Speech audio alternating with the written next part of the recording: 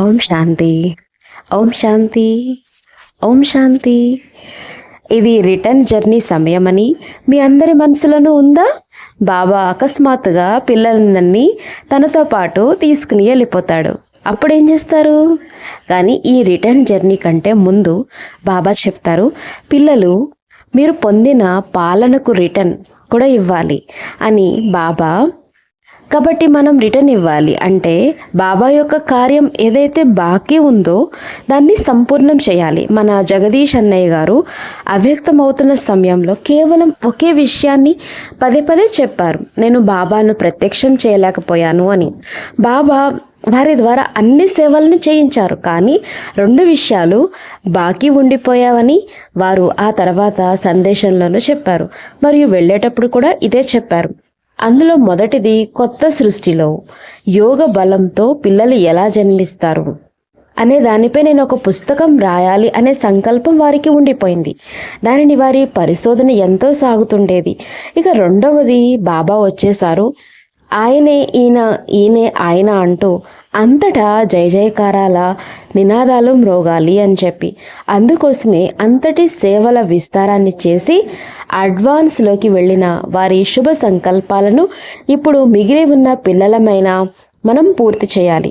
ఇక ఈ రోజుటి మన అంశం విషయానికి వస్తే ఇది ఎంతో సుందరమైనది మరియు ఎంతో ఆలోచించి విచార సాగరమంతనం చేసి రాసినటువంటి అంశం, జీవితానికి ఔషధం. ఇది శరీర రోగాలకు సంబంధించిన ఔషధం కాదు, జీవితానికి సంబంధించిన ఔషధం. అదేమిటంటే హృదయం నుండి లభించే ఆశీర్వాదాలు. ఈ కలియుగంలో పుట్టుక నుండి మరణం వరకు సాగే ఈ సుదీర్ఘ జీవిత యాత్రలో ప్రతి ఒక్కరి ముందు ఎన్నో రకాల పరీక్షలు, ఎన్నో రకాల సమస్యలు వస్తూనే ఉంటాయి. వాటన్నిటిని దాటడానికి అత్యంత సహజమైన విధి ఏమిటంటే ప్రతి ఒక్కరి హృదయం నుండి లభించే ఆశీర్వాదాలే.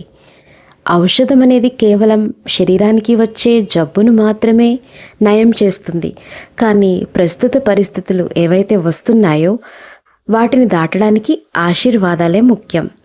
దీనికి సంబంధించిన కొన్ని అనుభవాలను నేను మీకు వినిపిస్తాను. ఎందుకంటే 55 సంవత్సరాల నా ఈ అలౌకిక జీవిత యాత్రలో కూడా అన్ని రకాల పరిస్థితులు వచ్చాయి. మధుబన్కు వచ్చేసాము అంటే అన్నిటినీ దాటేసే వచ్చేసాము అని కాదు.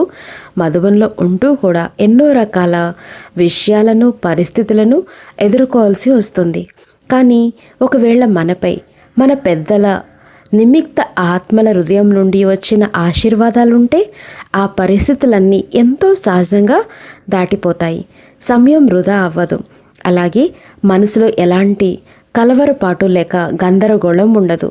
పెద్దలున్నారు కాబట్టి అన్నీ సహజంగానే దాటిపోతాయి. అందుకే నేను మొదటి నుండి బాబా ఇంట్లో ఒకే లక్ష్యాన్ని ఉంచుకున్నాను. లౌకికంలో పెద్దగా చదువుకోలేదు, ఎలాంటి డిగ్రీలు లేవు. బాబా ఇంట్లోకి వచ్చేటప్పుడు నేను మరేమీ నేర్చుకుని రాలేదు. 15-16 సంవత్సరాల చిన్న వయసులోనే, అది కూడా యూపీలోని ఒక చిన్న గ్రామం నుండి నేను వచ్చాను.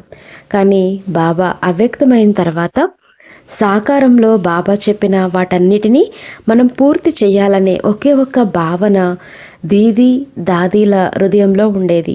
మరియు దానికోసం ఒక మంచి గ్రూప్ని సిద్ధం చేయాలనుకున్నారు. ఎందుకంటే సాకారంలో బాబా ఉన్న సమయంలో వారి ముందు కేవలం 15-20 మంది అన్నయ్యలు మరియు అక్కయ్యలు మాత్రమే ఉండేవారు. బాబా తన ముందున్న వృద్ధ మాతల్ని చూసి, మీరు మధుబన్లోనే ఉండండి, మిగిలిన వారందరూ సేవల కోసం వెళ్ళండి, ఇక్కడ ఎవరూ ఉండొద్దు అని చెప్పేవారు. అందుకే సాకార సమయంలో అక్కడ సేవలు చేయడానికి అక్కయ్యలు ఎవరూ ఉండేవారు కాదు. ఇక అన్నయ్యలు ఎవరైతే ఉన్నారో వారు కూడా కేవలం కర్మణ సేవలు చేయడానికి మాత్రమే ఉండేవారు. ఎందుకంటే ఆ రోజుల్లో అన్ని రకాల స్థూల సేవలు ఉండేవి. రొట్టెలు కూడా పొయ్యి మీద కట్టెలు లేక బొగ్గుల సహాయంతో చేసేవారు. నీటి కోసం మేము ఒక పెద్ద ట్యాంకును వేడి చేసేవాళ్ళం. బట్టలు ఉతకడానికి ధోబీఘాట్ ఉండేది, కానీ యంత్రాలు, మిషన్స్ ఏమీ ఉండేవి కావు. చేతులతోనే ఉతికేవాళ్ళం. ఒక బండ పైన ధోబీఘాట్ సేవ జరిగేది. అయితే ఉతికేవాళ్ళం. కాబట్టి ఈ కర్మణ సేవ అన్నిటి కోసం అన్నయ్యల అవసరం ఎంతైనా ఉండేది. అందువల్ల కొంతమంది అన్నయ్యలు ఉండేవారు. వారిలో కూడా అన్నిటికంటే ఎక్కువ యాక్టివ్గా ఉండేది మన దాదా విశ్వరతన్ గారు. ఆయన ప్రతి విషయంలోనూ ఆల్రౌండర్. ఒకవేళ డాక్టర్ అవసరమైతే ఆయనే ఇంజెక్షన్ ఇచ్చేవారు. వంటగదిలో రొట్టెలు కాల్చడానికి ఆయనే కూర్చునేవారు. రాత్రిపూట కాపలా కాసేవారు. బయట నుండి వచ్చే ఉత్తరాలపై అడ్రస్లు రాసేవారు. ఇలా ప్రతి పనిలోనూ దాదా ముందే ఉండేవారు. అంతటి ఆజ్ఞాకారిని నేను ఇప్పటి వరకు యజ్ఞంలో ఎవరిని చూడలేదు. పెద్దల నుండి ఆయనకి లభించిన ఆశీర్వాదాలు ఎంతగా ఉన్నాయంటే ఆయన తన జీవిత ప్రయాణాన్ని చివరి వరకు ఎంతో సులభంగా సాఫీగా సాగించి నెంబర్ 1లో వెళ్ళిపోయారు. మరియు కొన్నిసార్లు దాదాగారికి కాపలా కాసే సేవ లభించేది. ఆ సమయంలో మేమందరం క్లాస్కి వెళ్ళేవాళ్ళం లేక పిక్నిక్కి వెళ్ళేవాళ్ళం. దాదీలు మమ్మల్ని అన్నయ్యలను లేక అక్కయ్యలను తమతో పాటు అక్కడ తిరగడానికి ఆ ఊర్లో విహారయాత్రలకు తీసుకుని వెళ్ళేవారు. అప్పుడు మేము 1-2 సార్లు దాదాని అడిగేవాళ్ళం, దాదా అందరూ పిక్నిక్కి వెళ్తున్నారు, అందరూ దాదీలతో పాటు ఊర్లో తిరగడానికి వెళ్తున్నారు, మిమ్మల్ని మాత్రం ఇక్కడే కాపలా కూర్చోపెట్టారు. అలాగే అందరూ క్లాస్కి మురళి వినడానికి వెళ్తున్నారు, మీరు మాత్రం ఇక్కడే కాపలా కాస్తున్నారు. మీకు మనసులో ఎలాంటి సంకల్పాలు రావా అని. అప్పుడు అన్నయ్య ఎంతో సుందరంగా చిరునవ్వు నవ్వుతూ బాబా సీటుపై దాది కూర్చుని ఉన్నారు. దాది కనుక నన్ను ఇక్కడ కూర్చోమంటే నేను కాదు అని అనగలనా అనేవారు. అలానే చెప్పేవారు. ఆయన ఎప్పుడూ కూడా దాది అంటే బాబా అనే భావనలోనే ఉండేవారు. దాది నన్ను కూడా ఎక్కడికైనా తీసుకువెళ్ళండి, నన్ను కూడా ఎక్కడికైనా పంపించండి అని ఒక్క ముక్క కూడా ఎప్పుడు అని ఉండరు. ఏ సేవ లభిస్తే ఏ పని అప్పగిస్తే జీ దాది అనేవారు. మరియు ప్రతి కార్యాన్ని ఖచ్చితత్వంతో చేసేవారు. ఎక్కడ కూడా కానివ్వలే అన్నట్టుగా ఆలసత్వం ప్రదర్శించేవారు కాదు. అందుకే దాదా మా అందరికీ ప్రాక్టికల్గా ఒకే విషయాన్ని నేర్పించారు. పెద్దల ఆశీర్వాదాలు తీసుకోండి, అంతకంటే ఇంకేం అవసరం లేదు. అన్నీ వాటంతట అవే వచ్చేస్తాయి, అన్నీ నేర్చుకుంటారు. కానీ ఎప్పుడు దేనికి కాదు అనకండి. సదా అలాగే బాబా, అలాగే దాది అనండి. హాజీ అంటే అన్నీ నేర్చుకుంటారు. ఎవరైనా పైనుండి నేర్చుకుని వస్తారా ఏంటి? కాబట్టి మొదటి నుండి మేము చూసింది ఏంటంటే, ఎవరైతే దాదీల ఎదుట యజ్ఞ సేవలో హాజీ అన్నారో, అలాంటి సచ్చీలుగా మరియు ప్రాణప్రదంగా నిలిచారో వారికి పెద్దల నుండి ఎంతగా ఆశీర్వాదాలు లభించాయంటే, వారి సేవల్లో ఎలాంటి విఘ్నాలు వచ్చినా అడ్డంకులు వచ్చినా అవి సహజంగా తొలగిపోయాయి. బహుశా మీ అందరికీ తెలిసే ఉంటుంది.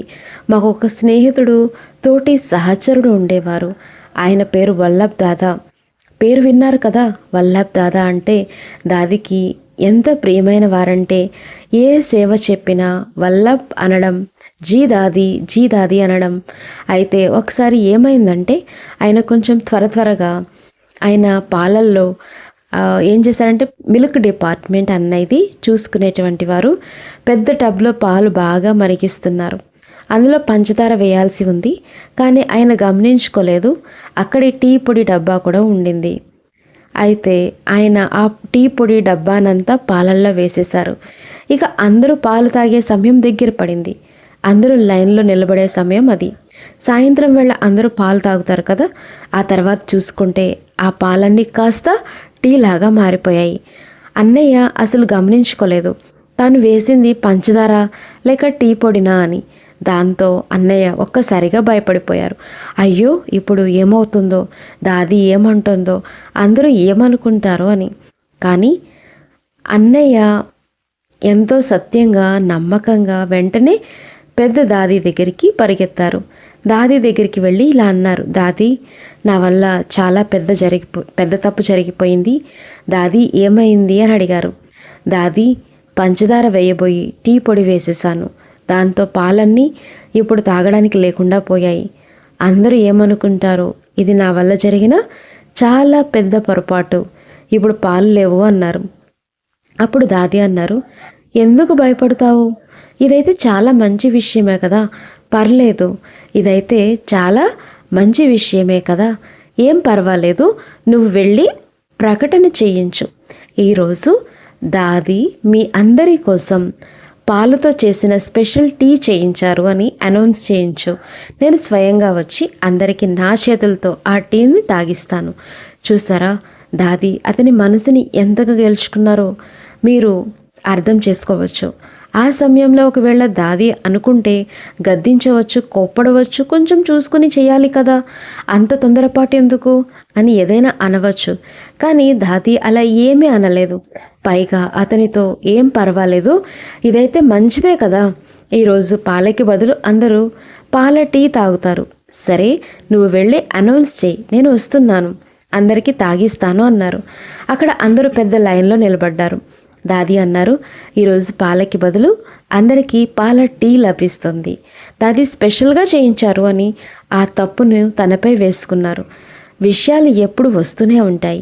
లేదంటే అక్కడ కోప్పడడం వల్ల, మూడు ఖరాబ్ చేసుకోవడం వల్ల ఎన్నో కంప్లైంట్స్ వచ్చేవి. ఇది చాలా చిన్న విషయం. దీంతో పాటు మరో సంఘటన కూడా మీకు వినిపిస్తాను. ఆ రోజుల్లో మన ఇంట్లో కూలీలు ఉండేవారు కాదు. సంవత్సరం మొత్తానికి సరిపడా ధాన్యాన్ని, గోధుమలను, బియ్యాన్ని ఒకేసారి తెప్పించుకునేవాళ్ళం. అప్పట్లో పద్ధతి ఎలా ఉండేదంటే వచ్చిన ధాన్యం, గోధుమలన్నిటినీ కడిగి శుభ్రం చేయాలి. అలా ఊరికే లోపల పెట్టేవాళ్ళం కాదు. కడగడానికి కూలీలు ఎవరో ఉండేవారు కాదు. కాబట్టి స్టోర్ రూమ్ నుండి ఆ బస్తాలన్నిటినీ మోసుకుంటూ శాంతి స్తంభం దగ్గరకు తీసుకుని వెళ్ళి అక్కడ కడిగి ఆరబెట్టేవాళ్ళం. ఒకవేళ ఆకాశంలో ఎక్కడైనా మేఘాలు కనిపిస్తే చాలు, దాది వెంటనే వచ్చేసేవారు. గంట కొట్టి అందరినీ పిలవమనేవారు. ఇప్పుడే అందరినీ నిద్రలేపండి, రాత్రి 1 గంటైనా 2 గంటలైనా సరే అందరినీ లేపండి, వచ్చి ధాన్యమంతా లోపల సర్దమనండి అనేవారు. ఇక బియ్యం వస్తే కనుక పున్నమి రాత్రి వేళ ఆ వెన్నెల్లో బియ్యాన్నంతటినీ శాంతి స్తంభం వద్ద పరిచేవాళ్ళం. అలా చేయడం వల్ల అందులో ఉండే పురుగులు ఏవైనా ఉంటే అవి పారిపోయేవి. అప్పట్లో యజ్ఞం యొక్క పద్ధతి ఆ విధంగా ఉండేటువంటిది. ఆ పనులన్నీ అన్నయ్యలే చేయాల్సి వచ్చేది. ఒక పని వాళ్ళు కూడా ఉండేవారు కాదు. బస్తాలన్నీ ఎత్తడం, పెట్టడం, అన్ని పనులు అన్నయ్యలే చేసేవారు. ఒక్కొక్కసారి రాత్రిపూట ట్రక్కు వచ్చేది, ఒక్కొక్కసారి పగలు వచ్చేది. బయట నుండి కొనుగోళ్లు జరుగుతూ ఉండేవి. అయితే ఒక అన్నయ్య ఆ పనులన్నీ చేస్తూ బాగా అలసిపోయారు. దాంతో అన్నయ్యకు చాలా చిరాకు వచ్చింది. అన్నయ్య ధాన్యాగారం అంతా చూసుకునేవారు. మేము దాదీతో కలిసి కూర్చుని ఉన్న సమయానికి ఆయన తీవ్రమైన కోపంతో అక్కడికి వచ్చారు. కోపంతో వచ్చి, దాది నా వల్ల ఈ పని అవ్వదు, ఇదిగోండి తాళాలు తీసుకోండి అని చాలా చిరాగ్గా చెప్పేశారు. దాది అలా ఏమీ మాట్లాడకుండా ప్రశాంతంగా అన్నయ్య వైపు చూస్తూ ఉండిపోయారు. తాళాలు తీసుకున్నారు. అన్నయ్య కోపంతో తాళాలు పడేసి వెళ్ళిపోయిన తర్వాత దాది నా వైపు చూసి, రాజు, వల్లభ్ని ఫోన్ చేసి పిలువు అన్నారు. వల్లభ్ని పిలిపించాము. ఆయన రాగానే దాది ఇలా అన్నారు, వల్లభ్, ఇదిగో ఈ డిపార్ట్మెంట్ చూసే ఆ అన్నయ్య తాళాలు పడేసి వెళ్ళిపోయాడు, మరి నువ్వు దీనిని చూసుకుంటావా? దానికి వల్లభ్, జీ దాది అన్నారు. ఇక అతను ఆ డిపార్ట్మెంట్ బాధ్యతను తీసుకున్న తర్వాత అతని జీవితంలో ఎంతటి ప్రగతి జరిగిందో, అన్నయ్యకి ఎంతటి ఆశీర్వాదాలు లభించి ఉంటాయో, ఆ జీవిత యాత్రలోని ఆశీర్వాదాలు నేను మీకు గుర్తు చేస్తున్నాను. ప్రతి విషయంలోనూ యజ్ఞసేవ అంటే అది అతని సేవ అన్నట్టుగా అంతా అతని చేతుల్లోకి వచ్చేసింది. ఎంతోమంది సేవదారులు లభించారు. ఆ తర్వాతే శాంతివన్ నిర్మితమైంది, జ్ఞాన సరోవర్ నిర్మితమైంది. వీటన్నిటిలోనూ అన్ని డిపార్ట్మెంట్లకు అతను హెడ్ అయిపోయాడు. మోటార్ గాళ్ళు, సాధన సంపత్తి, సదుపాయాలు, సేవాదారులు అన్నీ అతని అండర్లోకి వచ్చాయి. కానీ ఎవరినైతే నాడు కోపంతో తాళాలు విసిరగొట్టి వెళ్ళిపోయారో ఆయన పాపం ఇప్పటికీ అలానే ఏమీ లేకుండా కూర్చుని ఉన్నారు. యజ్ఞంలో ఆయనకి ఎలాంటి బాధ్యతమైనటువంటి డిపార్ట్మెంట్స్ ఇవ్వబడలేదు. అందుకే దాది ఎప్పుడు ఒక మాట అనేవారు, అన్నిటికంటే పెద్ద శిక్ష ఏమిటంటే ఎవరి వద్దనైనా ఉన్న సేవను విడిపించేయటం.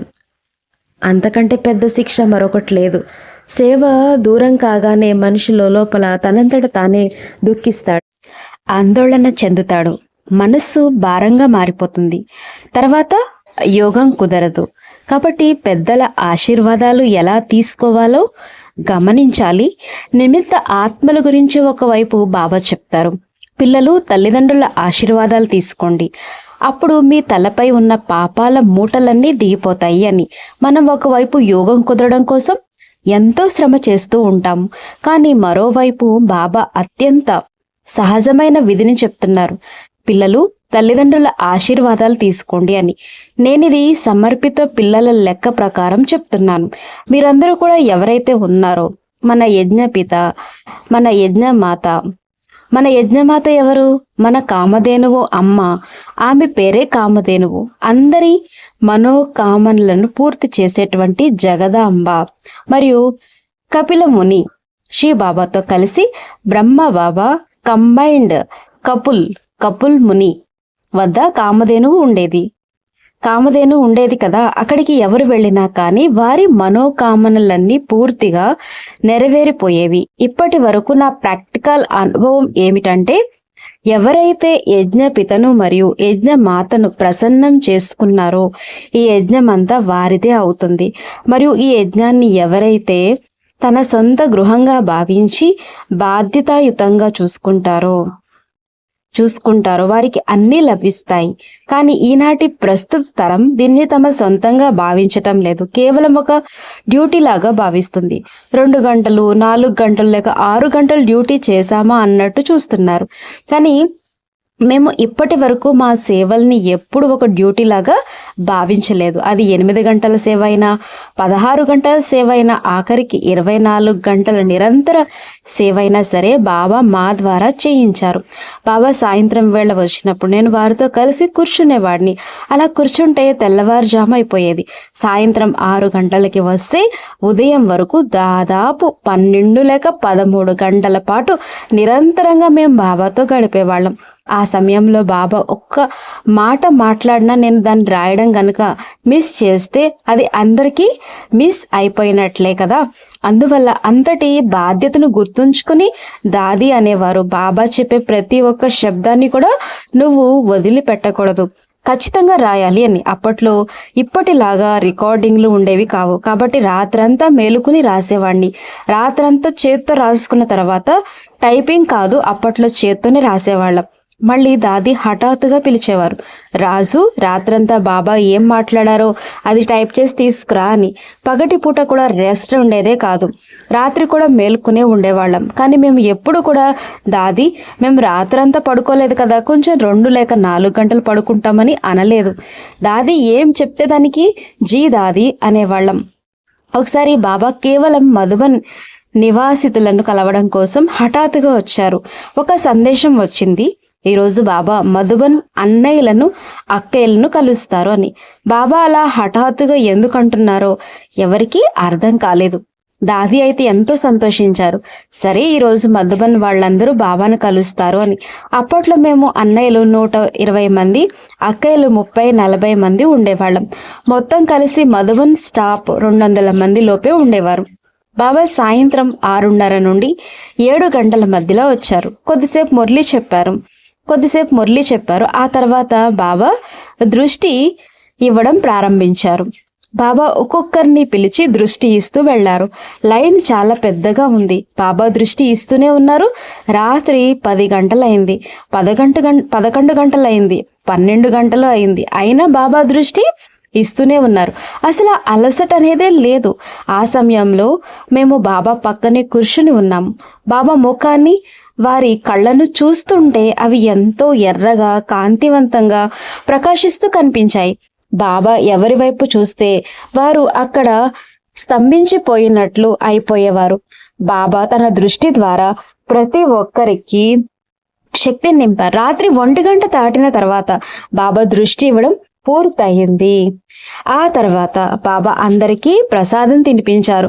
భోగు తినిపించిన తర్వాత బాబా మాతో, పిల్లలు ఇప్పుడు మీరందరూ వెళ్ళి విశ్రాంతి తీసుకోండి, పొద్దున్నే మళ్ళీ అమృత వేళకు లేవాలి కదా అన్నారు. చూసారా బాబా మాపై ఎంతగా ప్రేమను కురిపించారో. రాత్రంతా అంతమందికి దృష్టి ఇచ్చినా కూడా బాబా ముఖంలో ఎక్కడ అలసట కనిపించలేదు.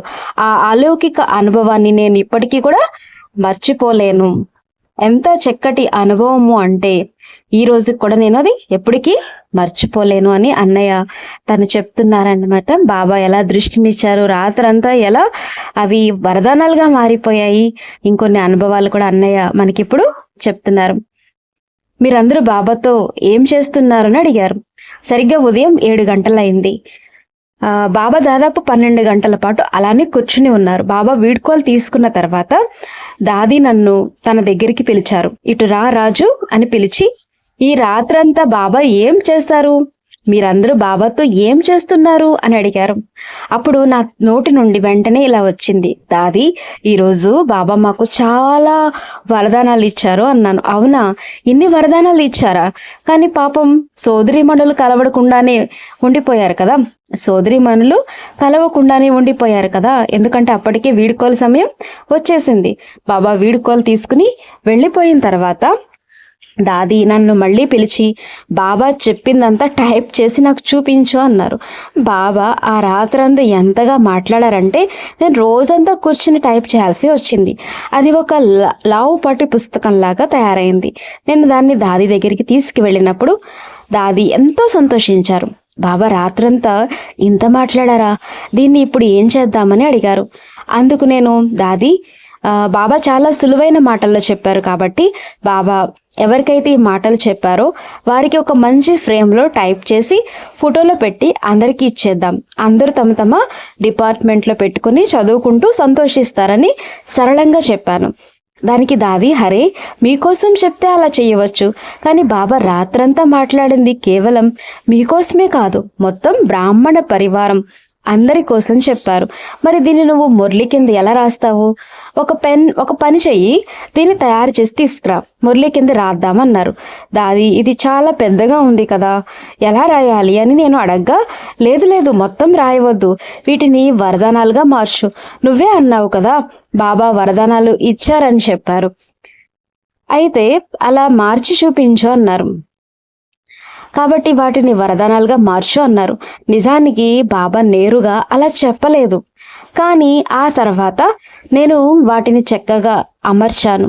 ఆ 120 మందికి బాబా చెప్పిన మాటల నుండి నేను 365 కంటే ఎక్కువ వరదానాలను తయారు చేశాను. వాటిని తయారు చేసి దాది దగ్గరికి తీసుకువెళ్ళి, దాది ఇక మురళి కింద వీటిని ఇవ్వడం ప్రారంభించినా అని అడిగాను. ఇది 89, 90, 91వ సంవత్సరంలో జరిగిన విషయం. ఎందుకంటే ఆ సమయంలో గుల్జార్ దాది గారికి ఆపరేషన్ జరగాల్సి ఉంది. ఆ ఆపరేషన్ తర్వాత బాబాని వ్యక్తిగతంగా కలవడం పూర్తిగా ఆగిపోయింది. బాబా అందరినీ పర్సనల్గా కలిసిన చివరి సమయం అదే. ఆ తర్వాత దాది దగ్గరికి ఎవరు రాకూడదని డాక్టర్లు మనస్ఫూర్తిగా నిరాకరించారు. ఎందుకంటే దాదికి క్యాన్సర్ వ్యాధి ఉండడం వల్ల ఆపరేషన్ జరిగింది.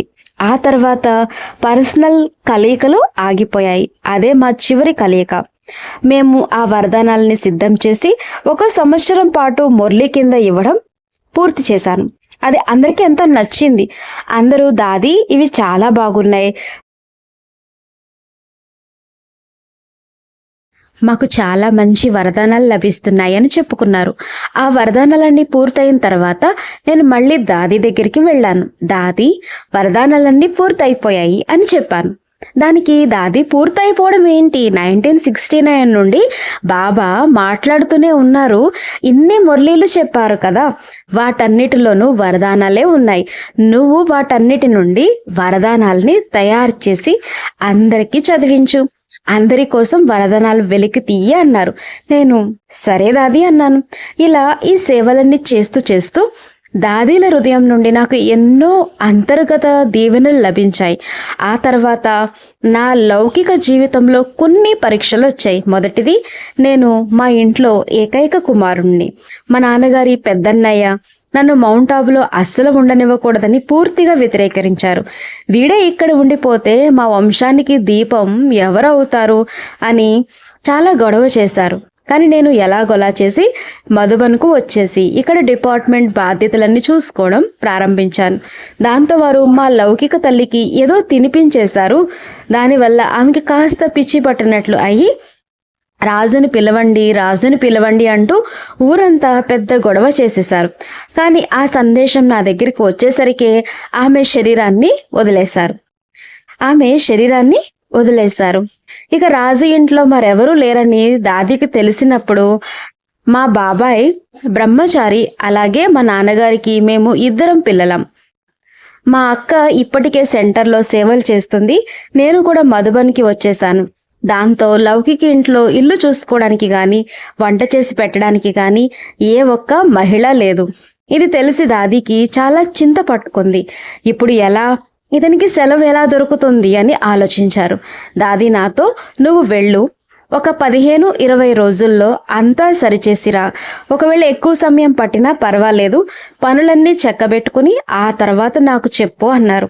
ఎందుకంటే ఎలాగైనా సరే వారిని అక్కడ సెట్ చేయాల్సి ఉంది. ఎందుకంటే ఆ తల్లి మాత్రమే లౌకిక ఇల్లంతా చూసుకునేది. మా ఇంట్లో ఆవులు, ఎద్దులు, గేదెలు అన్నీ ఉండేవి. వాటికి మేత వేయడం, నీళ్లు పెట్టడం అదొక పల్లెటూరు కదా.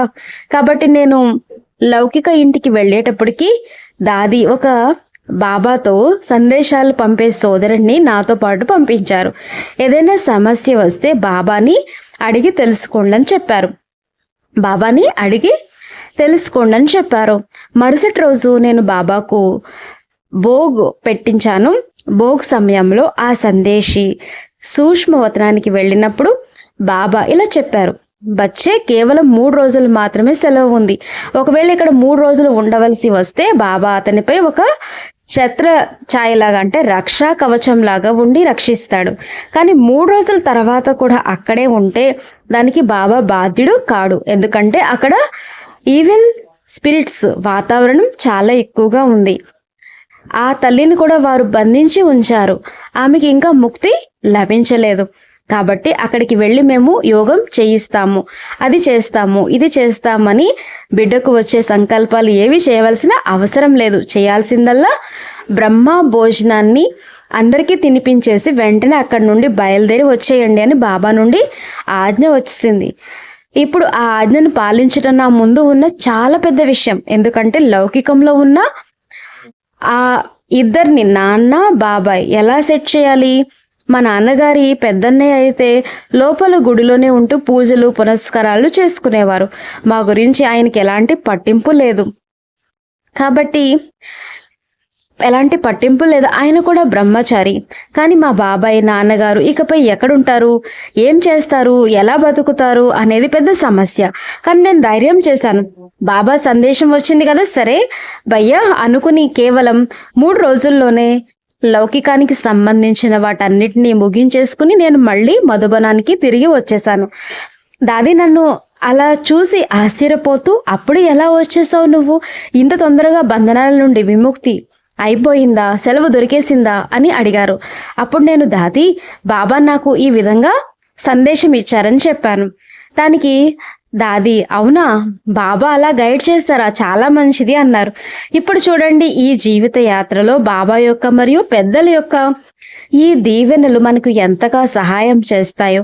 ఒకవేళ మనం ఆజ్ఞాకారిగా ఉండకపోతే, అలానే సపుత్రులుగా మారకపోతే, ఇంతటి సేవల బాధ్యతను భుజాన వేసుకోకపోతే మనల్ని ఎవరు రక్షిస్తారు? ఇలా చెయ్యి, లేదంటే ప్రపంచంలోకి వెళ్ళి చిక్కుకుపోతున్నావు, లౌకిక బాధ్యతలు ఉన్నాయి కాబట్టి చేయాల్సిందే అని మనకు ఎవరు చెప్తారు? ప్రపంచంలో బాధ్యతలు ఉన్నాయి, చాలా ఉన్నాయి. ఇది చెయ్యి, అది చెయ్యి అని ఎవరు చెప్తారు? కానీ బాబా నన్ను ఆ లౌకిక బంధనాల నుండి ఈ విధంగా బయటికి తీసుకుని వచ్చేశారు. నేను మధుబన్కి వచ్చిన తర్వాత కేవలం 1 సంవత్సరంలోనే బాబా మా లౌకిక ఇల్లంతటిని చక్కగా సెట్ చేసేస్తారు. మా బాబాయిని పిలిపించి ఆవాస్ నివాస్లో ఉంచేలా చేశారు. నాన్నగారిని పిలిపించి లిటరేచర్లో సేవలు చేసుకునేలాగా చూశారు. ఇక మా లౌకిక ఇంట్లో బాబాని కూర్చోపెట్టారు. మేము ఆ ఇల్లు అమ్మలేదు. ఆ వంశానికి దీపంగా బాబానే మారారు. అది మమ్మ ప్రారంభించిన గీతా పాఠశాల. అది ఇప్పటికీ నడుస్తుంది. ఆ ఇల్లు ఇప్పుడు ఒక మందిరంలాగా మారింది. అక్కడ ఎలాంటి భిక్షగాళ్ళు ఇతరులు ఉండరు. మందిరంలాగా క్లాస్ నడుస్తుంది. ఎవరు వెళ్ళినా అక్కడ ఉంటారు. భోజనం మరియు భోగ్ తయారవుతున్నాయి.